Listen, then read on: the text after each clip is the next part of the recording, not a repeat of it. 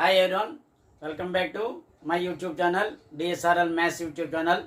ఈరోజు మనం ఏపీకి సంబంధించి సెల్ఫ్ అసెస్మెంట్ అంటే ఇదివరకు ప్రీవియస్ ఫార్మేటివ్ అసెస్మెంట్ 1 అనేది ఉండేది FA1, దాన్ని ఇప్పుడు సెల్ఫ్ అసెస్మెంట్ 1 అని పెట్టారు. దానికి సంబంధించి 10వ తరగతి సంబంధించి మ్యాథ్స్ ఇంపార్టెంట్ ప్రాక్టీస్ సమ్స్ ఏవైతే మనం చేసుకోవాలో కొన్ని మోడల్ సమ్స్ ఉంటాయి. సో ఈ చాలా చాప్టర్ 1, చాప్టర్ 2, చాప్టర్ 3 అంటే జూన్ జూలై సిలబస్ మీద ఉంటుంది కాబట్టి అందులో మీరు చేసుకోవాల్సినటువంటి ఇంపార్టెంట్ అయినటువంటి ప్రాక్టీస్ సమ్స్. సో ఇవన్నీ కూడా ఇవన్నీ only model practice sums only, ఓకేనా? సో ఈ సమ్స్ మీరు ప్రాక్టీస్ చేసుకోండి. సో మొత్తం 3 చాప్టర్లు కవర్ అవుతాయి. ఇదే విధంగా 9th క్లాస్ కూడా నెక్స్ట్ వీడియోలో చెప్పడం జరుగుతుంది.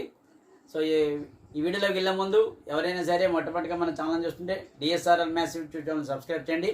అదేవిధంగా 10వ తరగతి చదువుతున్న విద్యార్థులందరికీ కూడా ఈ యొక్క వీడియోని షేర్ చేయండి.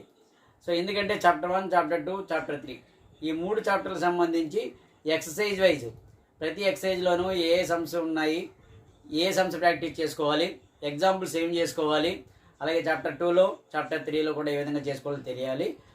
ఇవి మనకి మోడల్ పేపర్ 20 మార్క్స్ కాబట్టి 1 మార్క్ అయితే 4 ఇవ్వడం జరుగుతుంది, 2 మార్క్స్ 2 ఇవ్వడం జరుగుతుంది, 4 మార్క్స్ 1, 8 మార్క్స్ 1 అలాగే ఉంటుంది. ఎందుకంటే 1 మార్క్వి 4, 4 1 జా 4, 2 మార్క్స్ 2, 2 2 జా 4, 4 మార్క్స్ 2, 4 8, 8 మార్క్స్ ఇంటర్నల్ చాయిస్ తోటి 1, 1 మార్క్ 1, 4 మార్క్స్ 1,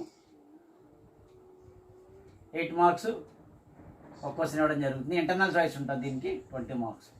సో 1 మార్క్వి 4 అందులో బిట్స్ల రూపంలో ఉంటాయి. 2 మార్క్స్ అయితే 2, 2 2 జా 4, 4 మార్క్స్ ఒక సమయం ఇవ్వడం జరుగుతుంది 4, 8 మార్క్స్ 1 × 8 8 20. సో ఈ రకంగా ఎవరికైతే ఫార్మేటివ్ అసెస్మెంట్ వల్ల ఈ రకంగా ఇవ్వడం జరుగుతుంది. ఇప్పుడు కూడా అదే విధంగా 9th 10th ఇదే మోడల్ ఇస్తారని అనుకుంటున్నాం. సో ఇది 20 మార్క్స్. అయితే ఇప్పుడు ఎక్సైజ్ సంబంధించి ప్రతి ఎక్సైజ్ ప్రతి చాప్టర్ వైజ్ ఏవేవైతే మీరు ప్రాక్టీస్ చేసుకోవాలో ఇవ్వడం జరుగుతుంది, ఓకేనా?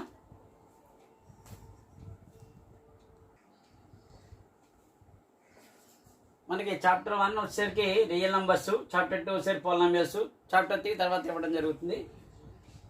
ఎగ్జాంపుల్స్ చాప్టర్ 1లో రియల్ నెంబర్స్లో ఎగ్జాంపుల్స్ 4 5 6 7 అంటే ఇవన్నీ చేసుకోవడం మోడల్స్ అన్నీ కవర్ అవుతాయి మీకు. ఎగ్జాంపుల్స్ 4 5 6 7 అనేది బాగా ప్రాక్టీస్ చేసుకోండి. Examples x 1.1లో first round 1 practice చేయండి, సెకండ్ రౌండ్లో సెకండ్ బిట్ ప్రాక్టీస్ చేసుకోండి, థర్డ్ రౌండ్లో ఫస్ట్ బిట్ ప్రాక్టీస్ చేసుకోండి.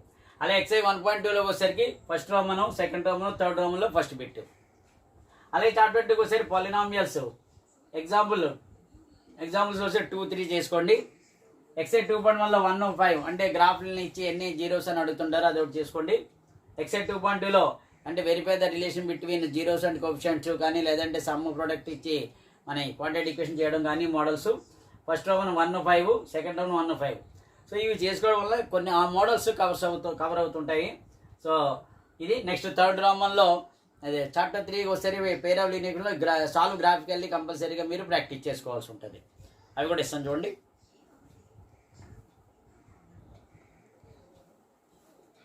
చాప్టర్ 3 వచ్చేసరికి పేర్ ఆఫ్ లీనియర్ ఈక్వేషన్ 2 వేరియబుల్స్ చూస్తే ఎగ్జాంపుల్స్ 1 4 6 9 ప్రాక్టీస్ చేసుకోండి.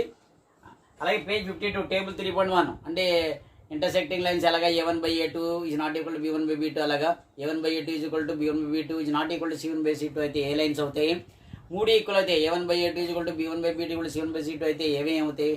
కోఇన్సిడెంట్ లైన్స్ అవుతాయి ఏంటి అనేవి మీరు చూసుకోవాలి. అలాగే ఎక్సై 3.1 వచ్చేసరికి first round second bit, second round first bit, third round third bit, fifth round. అలాగే ఎక్సై 3.2 వచ్చేసరికి first round 1, second round, third రౌండ్లో 2 3 4 5 బిట్స్ ప్రాక్టీస్ చేసుకోండి.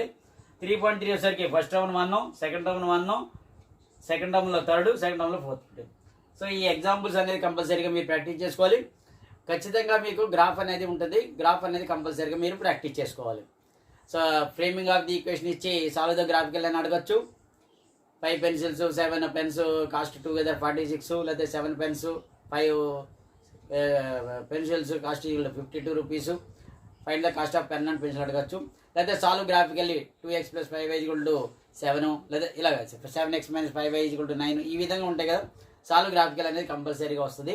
ఇదివరకు అయితే మనకి పాలినామియల్స్లో graph, pair of linear equation graph అదొకటి ఇది ఒకటి ఇచ్చేవారు.